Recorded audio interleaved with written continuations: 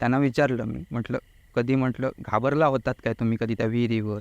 म्हणजे असं पटकन शिरशिरी वगैरे कधी आली होती का तुम्हाला?" तर "हो," म्हणते, "मी कपडे धुवायला गेलेली, माझं गरोदर पण होतं, त्यावेळेला हा विषय लागलेला." म्हणजे खरोखर त्या देवाची कृपा. शक्यतो हे जे 3 विषय आहेत, ते लागलेले असताना तिचं बाळंतपण व्यवस्थित झालं, मुलं मोठी झाली, ही देवाची कृपा आहे. नाहीतर बाळ-बाळंतीण दोघांनाही संपवून टाकतात. म्हणजे त्यांचं बाळंतपण होऊन सुद्धा त्यांची मुलं मोठी झाली. त्यातून तेही व्यवस्थित राहिले. म्हणजे याच्यामध्ये देवाचीच कृपा असू शकते. हो. त्या काकींना नीट सांगितलं मी समजावून. म्हटलं, "तो खुनी पाण्यात बुडून मेलेला, तो खवीस आणि तो जिन्नात. ह्याने," म्हटलं, "धरलं होतं आणि," म्हटलं, "तुम्ही डोक्यावर जोर देऊ नका. परत आला तर आम्हाला कंट्रोल होणार नाही तो आणि कंट्रोल नाही होत होता." म्हटलं, "काकी किती वाजलेत ते बघा." 12ला 10 मिनिटं होती.